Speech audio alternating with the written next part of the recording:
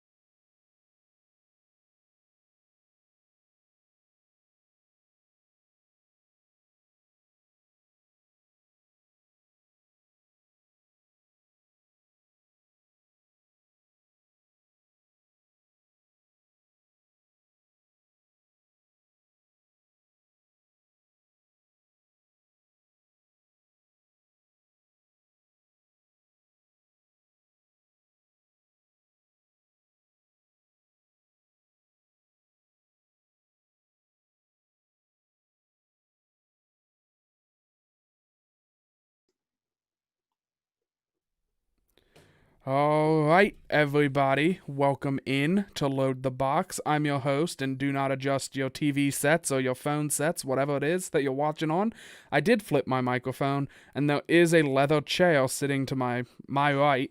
Um, it's in here for reasons that you don't need to know about. So, I am your host, Jordan Hawthorne. I'm joined as always by the marvelous and the wonderful Jack Day. And I know what you're thinking. We are 10 seconds into this show going live, and you are thinking, man, where can I follow these guys on Twitter? How do I get more of their takes? You're going to want to head on over to twitter.com.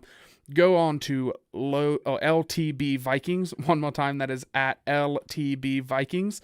And then you're going to get all of our takes. You're going to see when we go live. You're going to see Jack and his massive ego about his game ball picks, just really hyping himself up. And you're going to see me probably saying bad things about Kirk Cousins, even though he's 5-1 in his last 6 games, and he hasn't looked half bad in those games either.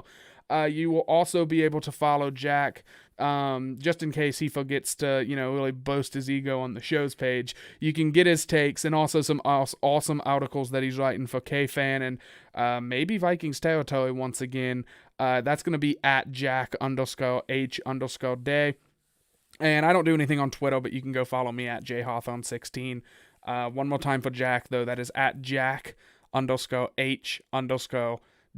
All right, now that we got that out of the way, we barely beat the Jaguars.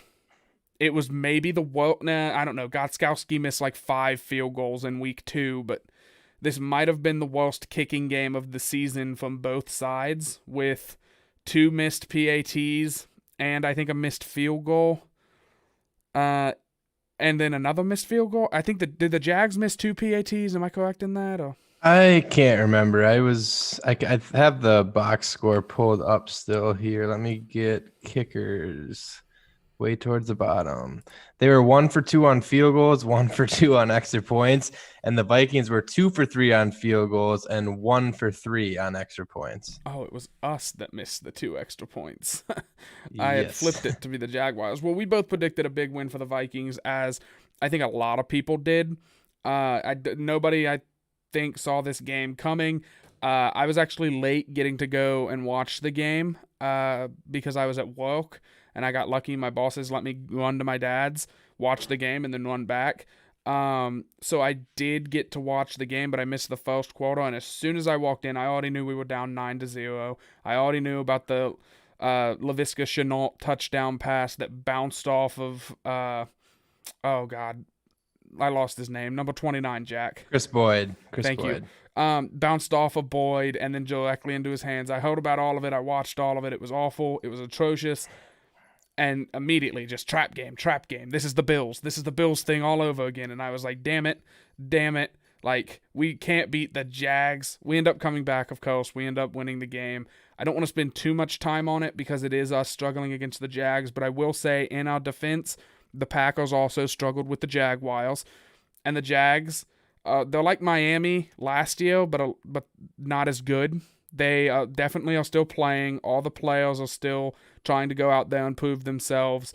I don't think they're going to be a playoff team like the Dolphins are this year, but I still think that they've got some guys on that team that can definitely do pretty good. Jack, what were your biggest key points or takeaways from this game?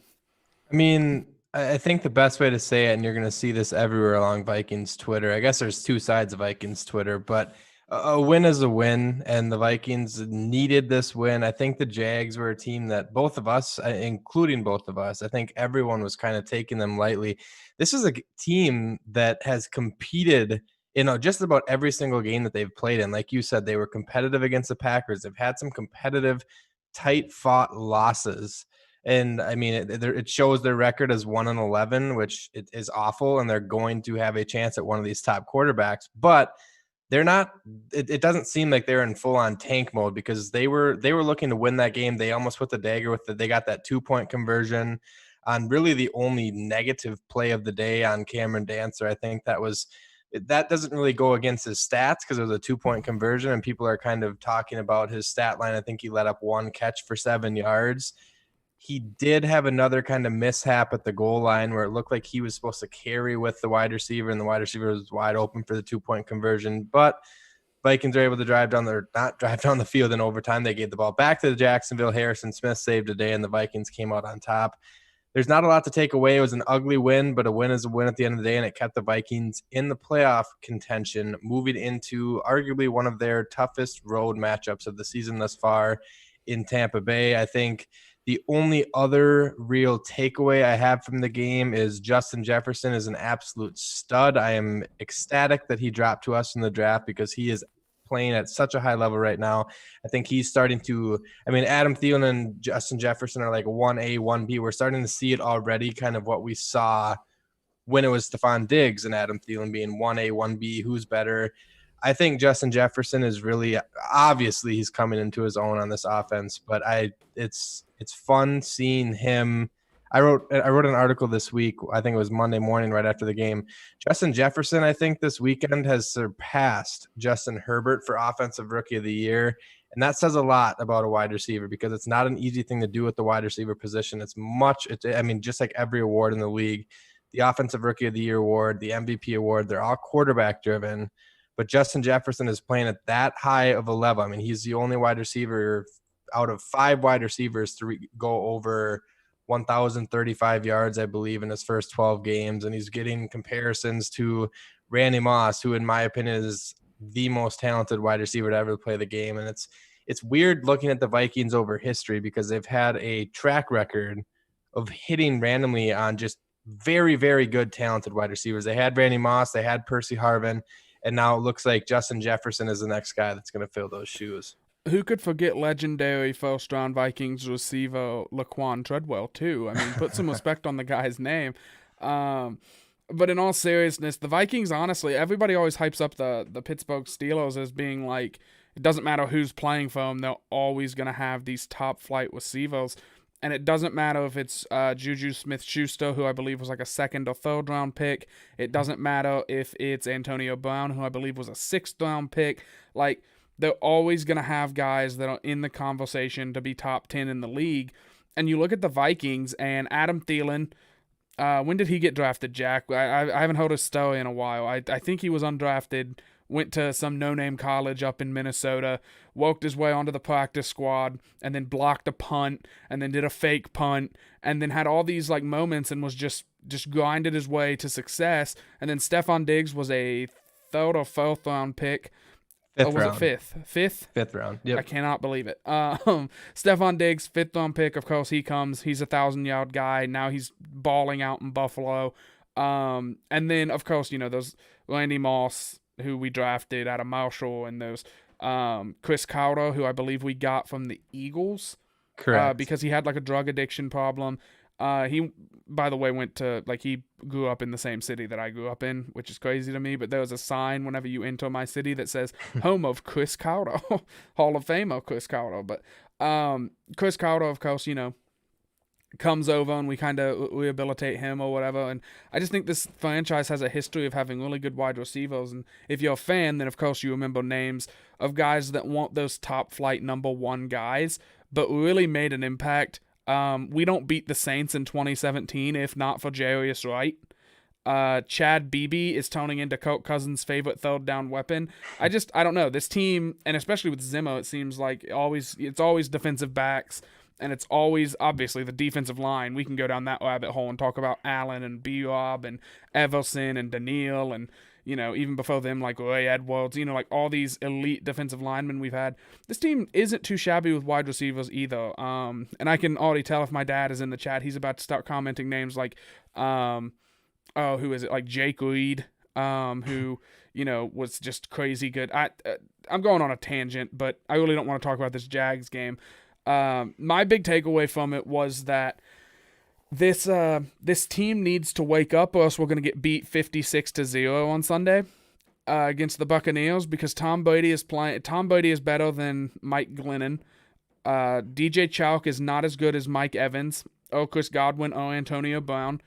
Tyler Eifert and the other 6 tight ends that seem to be catching balls for the Jaguars on Sunday, I don't think are as good as Gronk, even though Gronk is not exactly the same. He started playing better as the seasons went on, and he started, getting back into the feel of the game. It really is And I hope the Vikings are one of those teams that just plays to the level of their competition. And I think they can be. I think that they will put up some type of a fight on Sunday. But that's just kind of where I'm at right now is, and Zimmer said this in a lot of press conferences this week, this team needs to get better in a lot of places. The offensive line not looking great. It was another week where I saw a lot of up-the-middle pressures, mainly coming from Dakota Dojo. Bench his ass and get Butt Jones in that lineup. I want Butt Jones and I want Ezra Cleveland and I want it now. I give me that combo and then draft Wyatt Davis in the first round.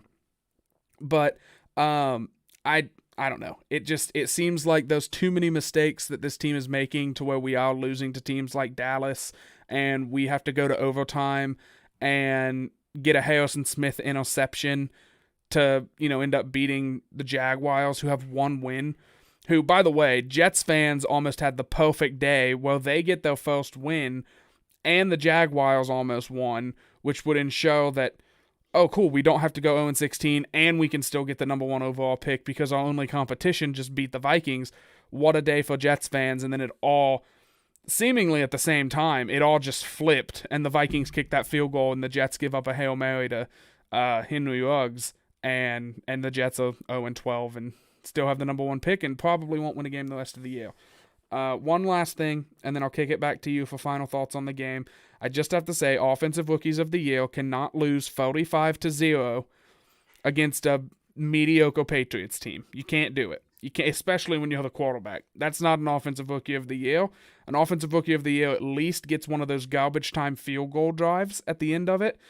And I think it's because he cut his hair. I really do. I think it's because Justin Herbert got a haircut, and now he's not good at football anymore. But Justin Jefferson still got those beautiful like dreadlocks or whatever they are. I don't know what they're called. But do you know what they're called? It looked like you were going up to say something. No, I don't. I don't know what they're called. Yeah, I don't know anything about hair. I wear a hat every day of my life. But Justin Jefferson's balling out, man. It has to be him. I mean, it has to be. He's on pace to have I'm going to say he's going to have at least 1,300 yards, I think. I mean, I could see him going, for 100 yards in these next 3 games. I think they're all going to be pretty tough fought games, but I don't know. I'm ranting at this point. I want to move on. So, Jag, what are your final thoughts on this game? Oh, shit, we have to do game balls as well. Yeah, let's just wrap it up with game balls. That works for me. I kind of got it. I mean, like I said, it was an ugly win.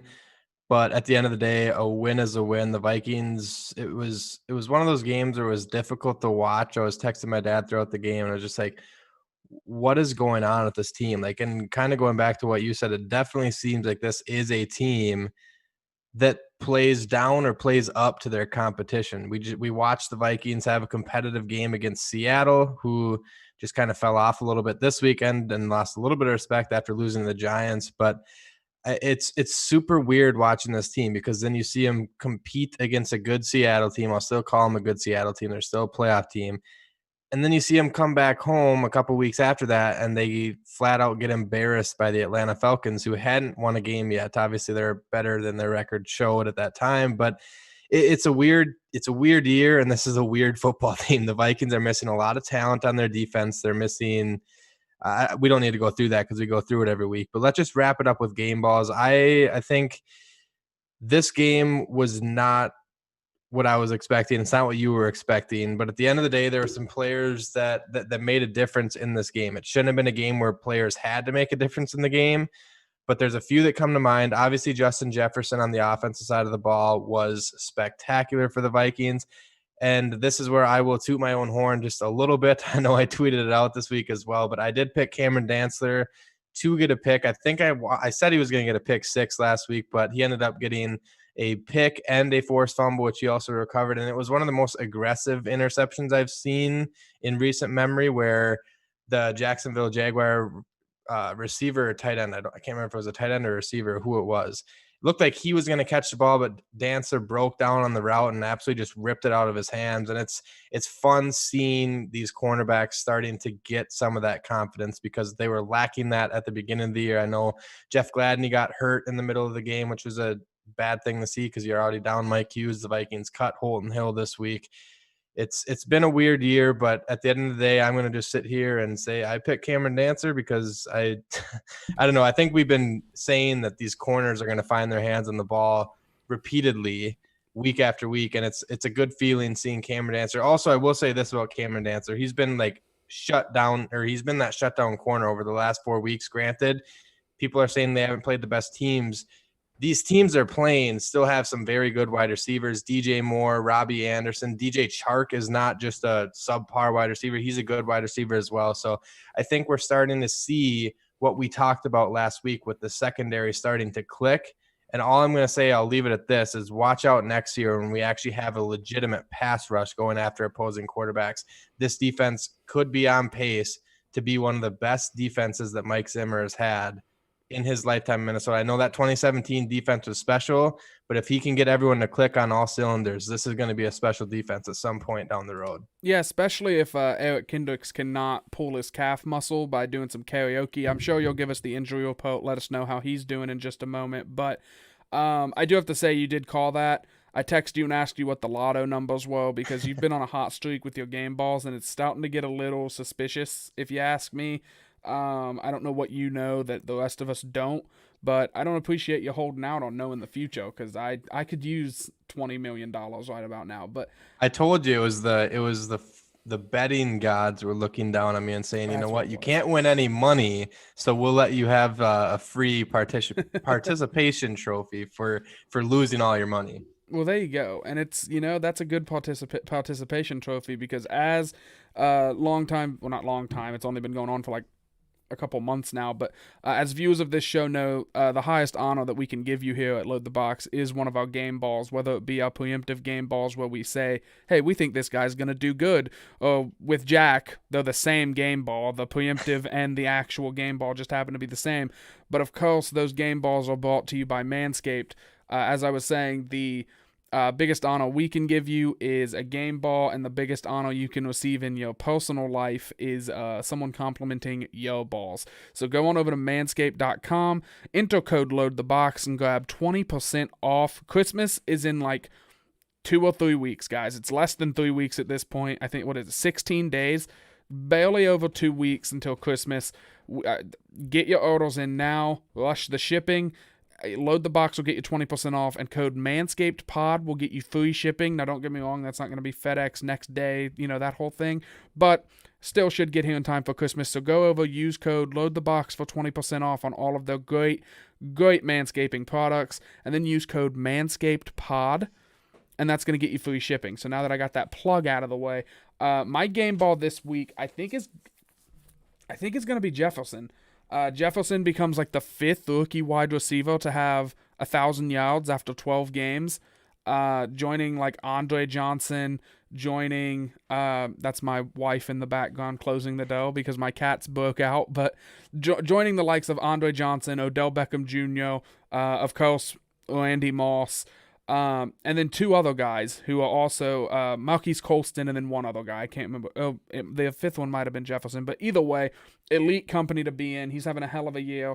Went for 9 catches, 121 yards, and a touchdown. Got held on 1 play.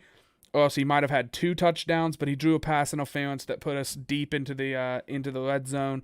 And I believe we capitalized on that drive with a touchdown. Really, really good game from Justin Jefferson, and I know he was going up against the Jags, and we expected that from him, but that's the thing about that's the thing you find out about players as seasons go on is, Randy Moss had that famous quote about how he doesn't try on every play. He's like, why would I give my all on every play? Like, if I know I'm not getting the ball, I'm just going to kind of go out there and save myself. Whenever you're playing bad competition, sometimes guys have a habit of, just not really taking it serious. And Justin Jefferson took this game very seriously and really had a good day. Adam Thielen also looked good in his return, 8 for 75 and a touchdown as well. But yeah, Jefferson's going to get my game ball this week. Really like what I'm seeing out of the kid, and I will be the first to admit I screamed GD it at the top of my lungs when we drafted him. Didn't want him. He was the 2nd best receiver on his team at LSU. And I'm starting to think that maybe it wasn't so cut and dry. I'm starting to think maybe he's going to prove a lot of people wrong, and I hope I continue to be proven wrong about that. All right, Jack, what are we looking like? Who's healthy? Who's banged up? What are we looking like going into Sunday's matchup against the Bucs? The Vikings injury report is not looking very good as of right now. Obviously, some things can change over the next couple of days of practice, but as of today on Wednesday, Eric Kendricks did not practice with that same calf injury that he got or that he injured pregame against the Jags. Kyle Rudolph and Irv Smith Jr. did not practice today. Jeff Gladney was limited with that calf injury that he also got during the Jacksonville game.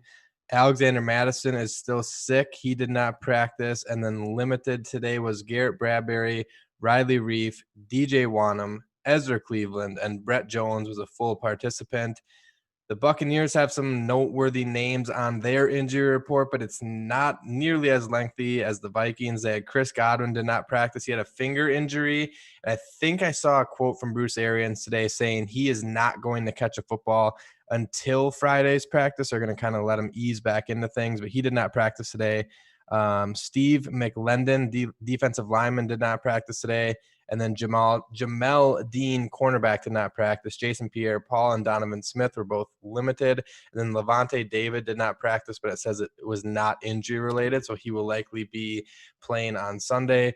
That wraps up the injury report. And like I said, just kind of going one step further, the Vikings injury report is quite lengthy. I think we saw it against Jacksonville. We already are missing that front four push with our defensive line being subpar at best. We're not getting the interior pressure. We're not getting that normal exterior pressure that you normally get out of a guy like Daniil Hunter and Everson Griffin. There's no pressure. It seemed like, I don't know why the Jags were even trying to throw the ball. They were running the ball right down our throats and not having Eric Kendricks. One more thing that I will say about the Jags game, and not just the Jags game, but games in recent memory that have surprised me coming from a Mike Zimmer-led team, the amount of missed tackles that this Vikings defense have. I don't have any stats in front of me, but just watching the games, I've been like, this is not normal. Like this is like a sound fundamental thing that Mike Zimmer normally has fixed up, and it has not been fixed over the last couple months. I know we've talked about some of these cornerbacks being physical and run support, but our front seven, especially without an Eric Kendricks, it looked extremely bad, and I think Tampa Bay is going to learn from that, and I think they're going to do whatever they want in the run game against us, unfortunately, especially if Eric Kendricks is not able to go. Yeah, and if Kendricks isn't able to go, we're missing Michael Pierce, the big free agent name that we picked up. He opted out because of COVID. We're missing Daniil Hunter, who, obviously he's flashy and he gets the big 15 sack seasons and all that, but he is a crucial part of this run defense. He really does take playing the run serious, and I think to play on the Vikings defensive line, you have to do that. I think that they really stress that stopping the run is just as important as any other thing that you can do. And what worries me is without Kendricks and then them having Leonard Fournette, this is going to be a game where they can just run the ball. And then once they start running the ball and Harrison Smith starts playing down in the box and the box becomes loaded, if you will, they're going to start. Tom Brady, he may not be the same Tom Brady he was when he was 27 years old or 28 years old and, going 16-0 and almost winning a Super Bowl. He's still good enough to beat this young secondary, especially with the weapons he has. I don't think this is a good matchup for our secondary, and that's kind of I'll lead us into our matchups for the week. I don't like our young secondary against this elite wide receiver group, and I will take the low-hanging fruit. It is the easiest matchup to point out. Cameron Dantzler looked very good. He shut down DJ Chalk. DJ Chalk is a good wide receiver who has a bright future ahead of him. He is not Antonio Brown or Mike Evans, or even Chris Godwin, I don't think yet. He's just not that. So going up against this group, I don't know if they're just going to play sides the whole game. I don't know if Dantzler, I think they play sides most of the time, but I don't know if they're ever going to have Dantzler shadow guys. This game is just very scary to me because of their offensive weapons that they have, and on the outside anyway, not even talking about the running backs. So it's going to be a game where we're going to need, Chris Boyd to make a couple plays that he didn't make last week. Whether it was on him or not, he was in good position a lot of the time. Some really good plays got made over top of him, and just he happened to have a ball bounce off of him that went directly to a wide receiver for a touchdown.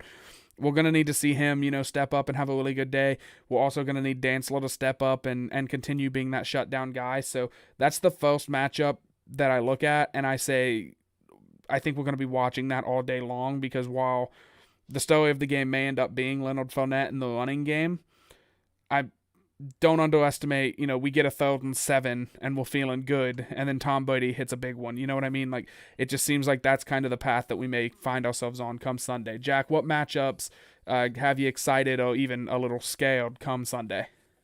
I will say this too. I think Ronald Jones is their RB1. I think he is almost overlooked at times. I think he's underrated, and they're playing on an offense that feeds him the ball quite frequently. And I think he scares me. I think it's a matchup nightmare going up against Tampa Bay. I don't love the Vikings' chances in this one. I will say this. I just pulled this up on ESPN. Total defensive stats is what I'm looking at currently. The Tampa Bay Buccaneers, it says they rank first in rushing yards allowed per game with 74.2.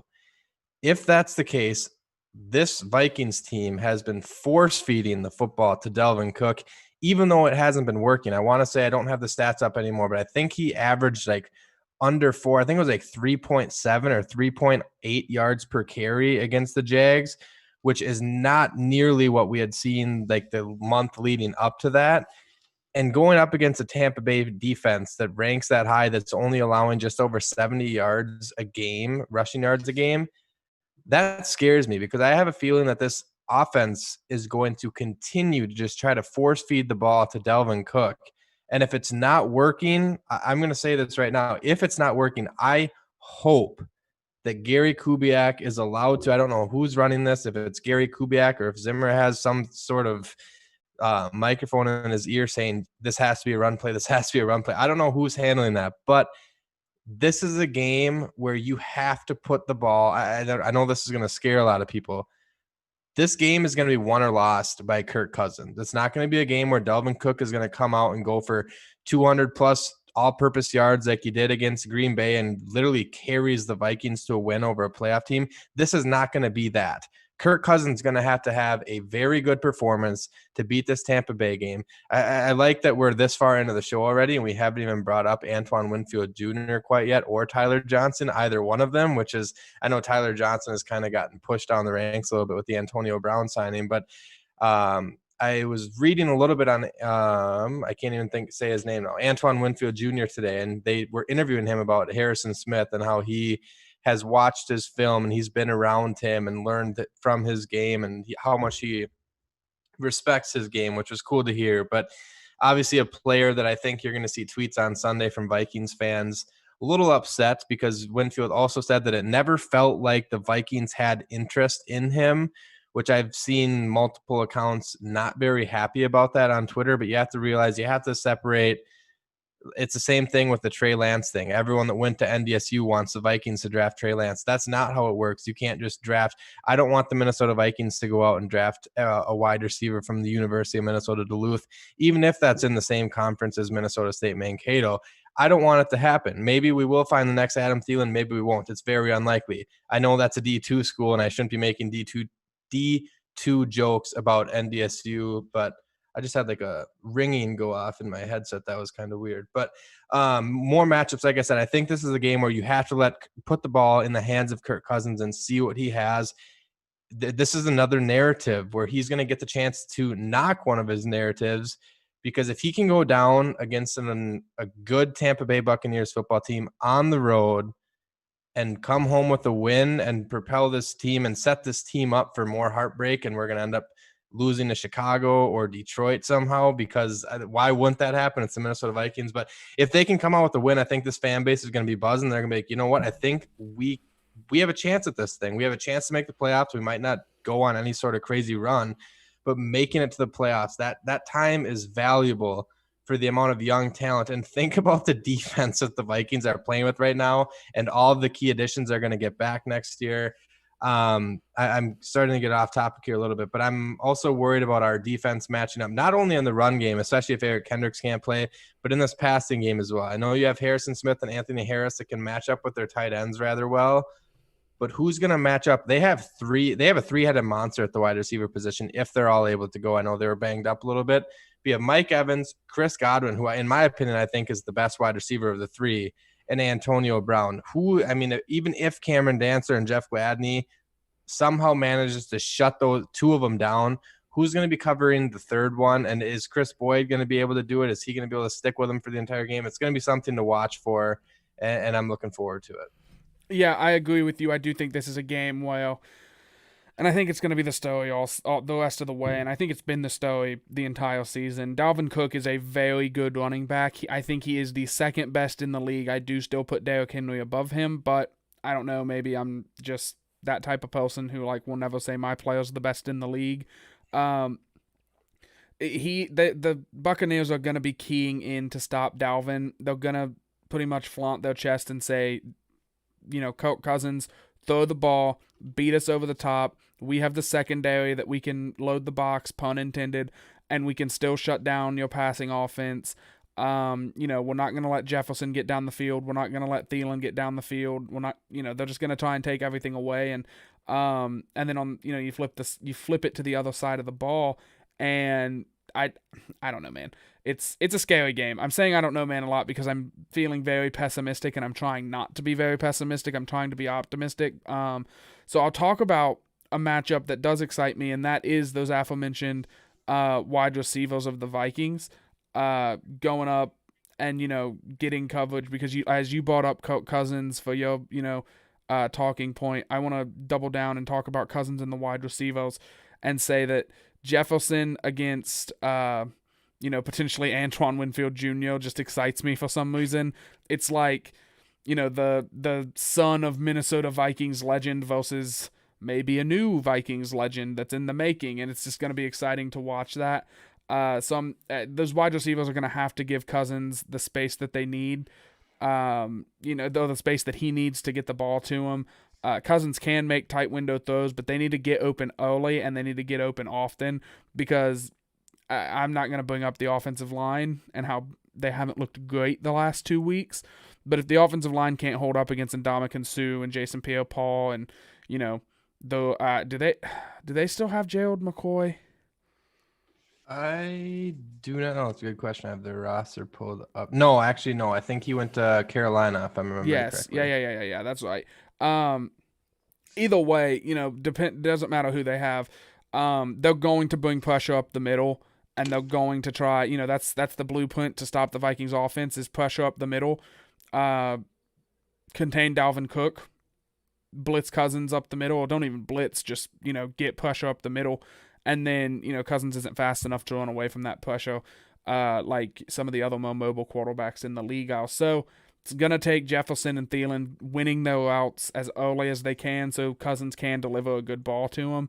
As well as I think the obvious, in every game, the obvious answer is going to be Dalvin Cook. Dalvin Cook, if he goes off and has 220 yards and we dominate the time of possession and he goes for 3 or 4 touchdowns, I think we have a very good chance of winning this game if you told me that was his stat line. But unfortunately, I just think teams are going to try and neutralize him to the best of their abilities. So I'll go with the wide receivers for my next pick. Jack, who's yours? And then we'll move on to some game balls. Yeah, I don't really have. I think I rambled on long enough and kind of talked about all of my matchups already in one.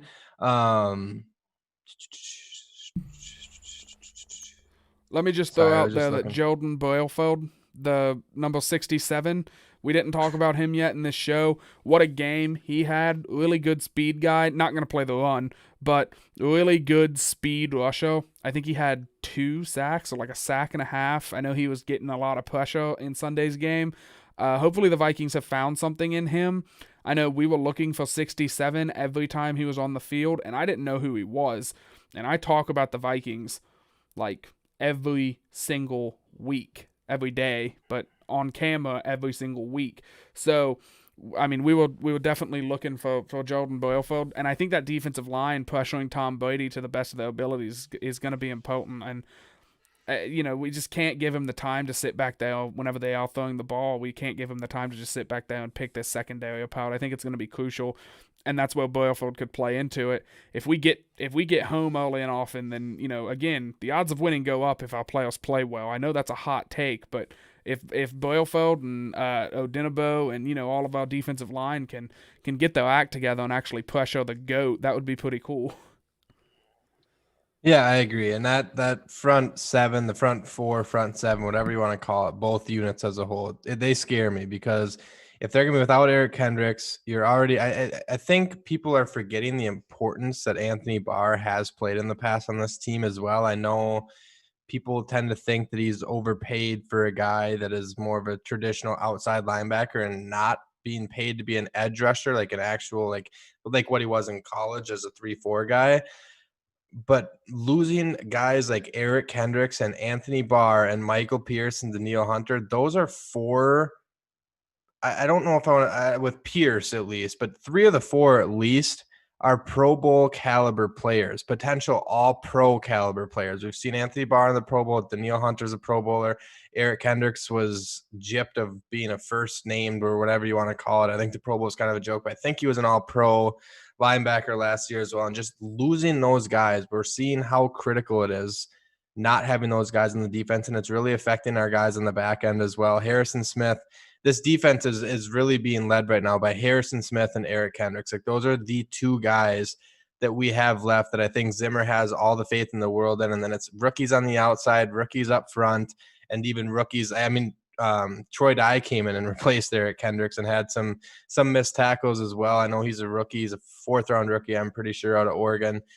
It's tough. That is not an easy task. I don't care if it's the Jacksonville Jaguars. I don't care if it's whoever you're playing, if you're playing the Kansas City Chiefs. Coming into the NFL and kind of being thrown in the fire against any team, it's tough. So I'm really curious to see how the Vikings work to get to that next level against a much better Tampa Bay team this week. I don't, like I said, I don't love the Vikings' chances of coming out on top, but I think it all is going to rely on the performance of Kirk Cousins. And if he can get this win, I think he's going to gain some respect out of some of the Minnesota Vikings fans that have trashed him for so long.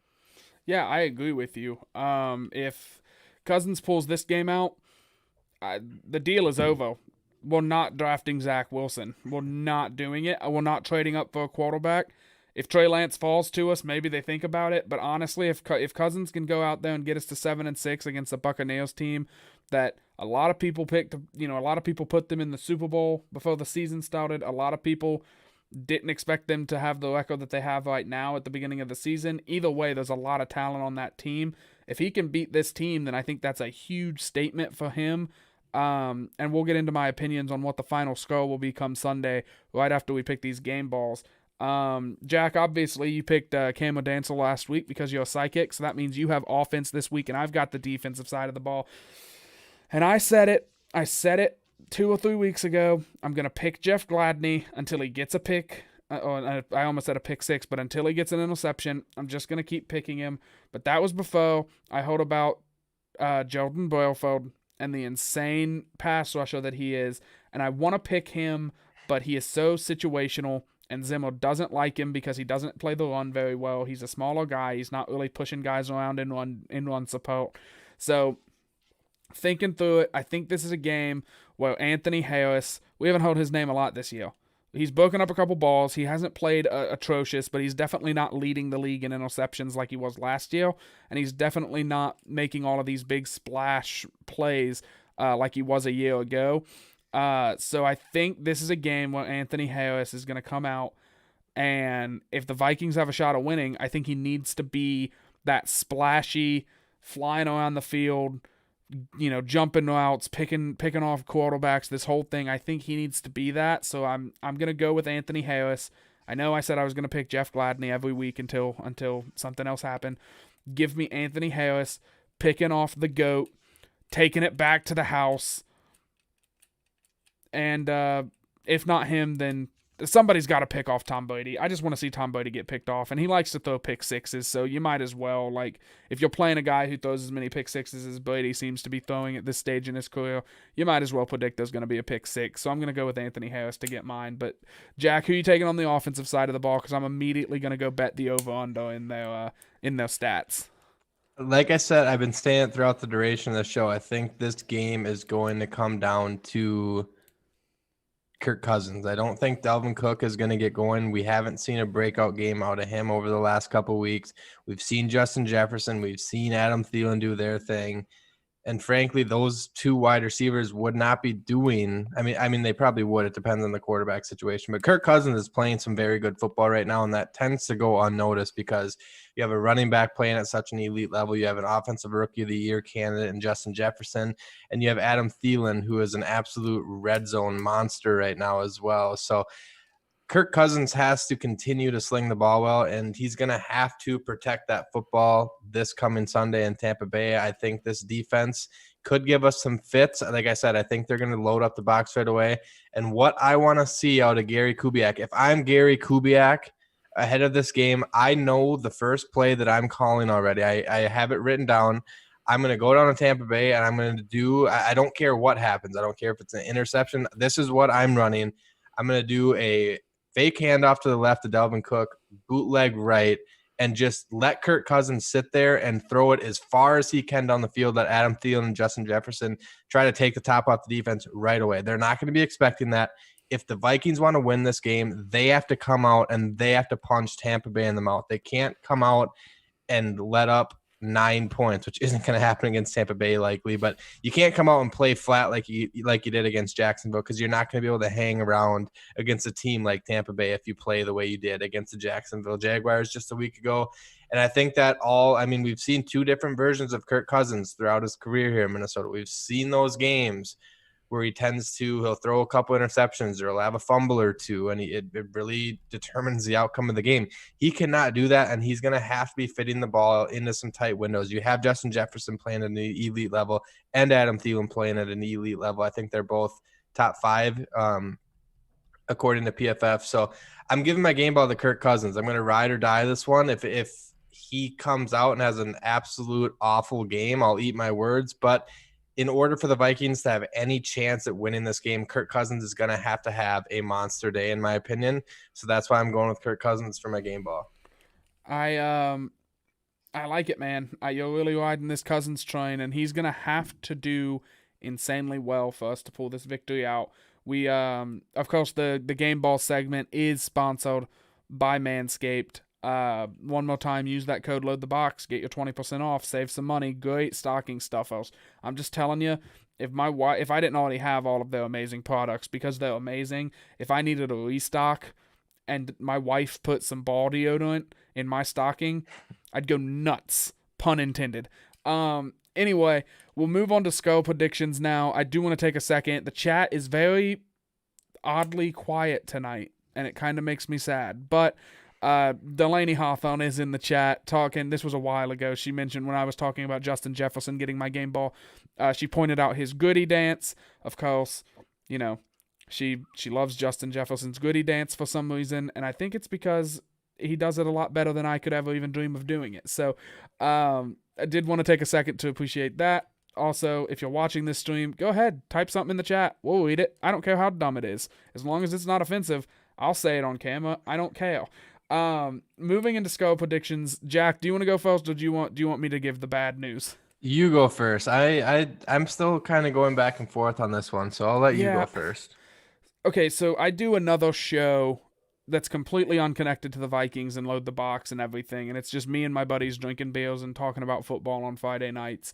Over on 4 Laps Down. I guess I'll plug it. Go follow it on 4 Laps Down. It is a good time to talk about it. It's usually 3 hours long, and one of the co-hosts is completely sloshed by the end of it. But it's a good time. We yell at each other a lot. And starting the season off, I went game by game and predicted the Vikings record. And I said then, the Vikings are going to beat the Tampa Bay Buccaneers this year. You watch. I don't care how good or bad they are. They are going to beat the Buccaneers. I'm not afraid of the Buccaneers with Tom Brady. And I said that then, and now looking at it, I'm in the same position as you, Jack. Well, I don't think I can bring myself to pick them to win. Just after watching us struggle as badly as we did against the Jags, my brain is telling me no, but my heart is telling me yes. My body's telling me yes, or whatever. I think that's the first time I've ever sang on stream. I'm gonna do it. I'm gonna go balls to the walls and say the Vikings win this game 28-27. Game of the year contender. Elite defense played on both sides. Each offense just finds a way to just overcome, have their way on the field. But damn it, I don't know what Mike Zimmer's going to have to do to get this team ready. It is a Karate Kid story. It is David and Goliath. Of course, we're not 1-5 anymore. We have, since became 6-6. So it's not as big of a David and Goliath story. But man, wouldn't it feel good to just beat Tom Brady one time? Just to see the Vikings beat Tom Brady one single time. Tom Day in the chat saying, is this the Grammys? Yes, Tom, it is. I'm picking the upset. I'm going with the Vikings. Jack, I'm so sorry if I just stole your thunder because you were also going to pick the Vikings. But if we both pick the Vikings, maybe I'll switch my pick. It's kind of the direction I'm leaning in. You're not stealing my thunder at all in any way, but it's a weird game and weird things have happened this year. I mean, we just watched. I mean, this has nothing to do with this game. We just watched the Washington football team. I almost slipped up and said the other way. The Washington football team just beat the Pittsburgh Steelers. And this was just like a couple weeks ago. The NFC East, and it still kind of is, was an absolute laughingstock in the NFL. And now we just watched the Washington football team beat an undefeated Pittsburgh team. And we watched the Giants beat the Seattle Seahawks. And some of these teams are starting to find a little bit of a rhythm. Like Alex Smith is doing just enough for Washington. I know it was Colt McCoy that beat Seattle, which blows my mind that Colt McCoy got a win in the NFL, like, let alone against a team like Seattle. But I have a weird feeling. I've had a weird feeling about this game, and I'm just going to go with my gut feeling, and I could be 100% wrong on this. I have it written down. It's fairly close to what you have as well. It's a weird score, and it's going to be a weird game in my opinion. I think the Vikings come out on top 26-24. Ooh. All right. So I don't have the over-under pulled up, and I'm not going to take the time to pull it up. But I'm legitimately curious if that would make one of us go over and one of us go under, and I'll have to look that up and text you about it at some point later tonight or tomorrow. But yeah, man, I feel like we're just being too optimistic as Vikings fans. Probably. This is going to be a Boogo McFarland take right here, but either the Buccaneers are going to win this game big, or I think the Vikings are going to win it, like, close, if that makes sense. Like, I just can only see this game going, and of course, the Buccaneers could always beat us with a walk-off field goal. Anything can happen in the NFL. We could get beat 45-0. We could shut out the Patriots.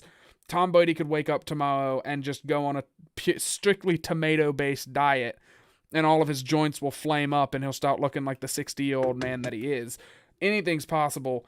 I don't know. I don't like the Vikings' chances, but maybe it's because I have been watching The Karate Kid, and I've been watching all these movies about this, the underdog that finally, beats up the bully and gets their sweet revenge. Tom Brady got his 1,000th rushing yard against the Vikings, so wouldn't it be fitting for us to, go out there and Dalvin do like a 250-yard game, or Kirk Cousins go out there and just light up this defense? And the Giants were there. Tom Day says, how much will Joe Buck kiss Tom Brady's ouse? I think I can say ouse because we're not in England, so that's not a bad word in America. But Tom, I'm going to guess the over-under is set at like a lot, and I would still take the over because everybody loves Tom Brady. I'll probably be talking about how good Tom Brady is during the game, but man, I don't know. I'm excited about this game. I have been all season. It's always fun to get to watch Tom Brady play and actually have emotional stake in it, but it kind of sucks whenever he's playing against your team. But I'll go ahead. I'll wrap up my final thoughts of the evening. Thank you guys so much for watching. Head over to twitter.com. Follow LTB Vikings. One more time, that is at LTB, like Load the Box Vikings. There it is right there. There's our LTB and then Vikings. You see what we did there? Make sure you tune in Wednesday nights at 6 p.m. Central Eastern Time, 5 p.m. Let's try again. Let's rewind. 5 p.m. Central Time, 6 p.m. Eastern Time, where we will be breaking down the Vikings next week's opponent. And then it's a little hit and miss because of like scheduling and stuff, but we are trying to consistently do a Sunday night show. Usually comes on right around 6 p.m. Central Time and 7 p.m. Eastern Time, right as those 4 o'clock games start wrapping up. You can tune in, listen to your favorite Vikings people just rant about their team and how good or bad they happen to be. It's usually a pretty emotional show. Jack cries, I cry. It's a whole big thing, and we only cry when we win for some reason because we're used to the pain that comes with the losses. But I'll stop rambling now. Go beat the damn Bucks. Get to 7-6.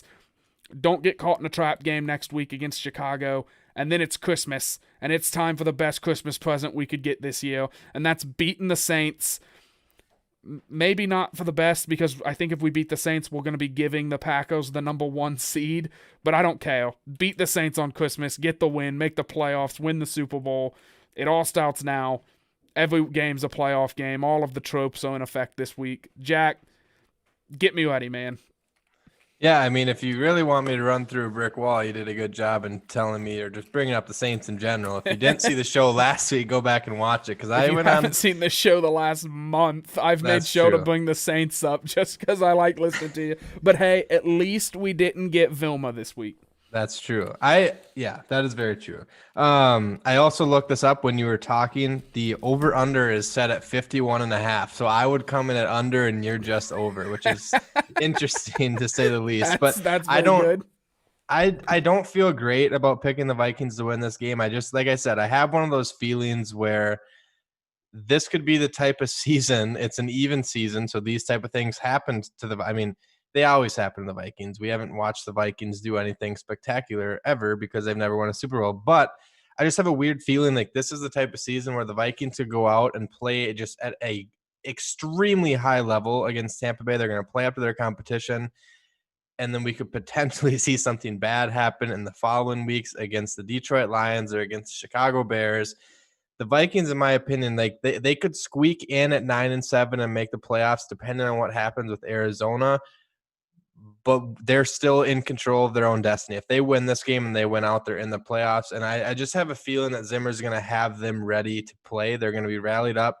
And I think if you can get any sort of pass rush on Tom Brady, there's chances for him to make mistakes, no matter how much talent is on his offense, no matter how big his GOAT status is. I'll sit here and say that Tom Brady's the best quarterback to ever play the game until I'm blue in the face. But this weekend, I want to see the Vikings get after him. I want to see some of these young guys get around his feet, make him uncomfortable, collapse that pocket faster than we've been doing in past weeks. I want to see Zimmer dial up some blitzes because, frankly, we're going to have to do that if we want to win this game. We're going to have to dial up some crazy stuff. That almost came out as a different word.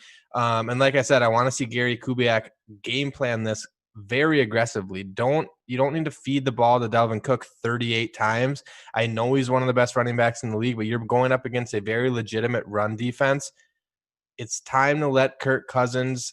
This is a make or break game for Kirk Cousins, quite honestly. I think this is a game where if Kirk Cousins comes out and completely has just one of those 3 interceptions and a fumble type game, this could be the turning point where this front office is be like, can this guy get us to the next level? At the same time, if Kirk Cousins goes out and puts up 315 yards and throws for 3 or 4 touchdowns, I think it's another step in that right direction where you're like, you know what? This team doesn't have a defense right now. The offensive line is still subpar. And we just beat a team that was a Super Bowl contender just a couple months ago. I think this is a complete make or break game for this franchise. I think you're going to see vice versa either way, some shifts either way. I could see this front office going with the quarterback in the first round. I want a quarterback regardless because like I've said on every single show, we're wasting valuable time and not developing a quarterback behind Kirk Cousins right now. But I think this is one of those games where it's like this. I shouldn't say like the Saints game last year because that was a playoff game. They were there. They saw Kirk Cousins do it in overtime. But this is like the level of importance of this game. Like we need to see Kirk Cousins go down there and quite frankly, just punch them right in the mouth. I want to see Kirk Cousins come out pissed off, play pissed off, show some emotion.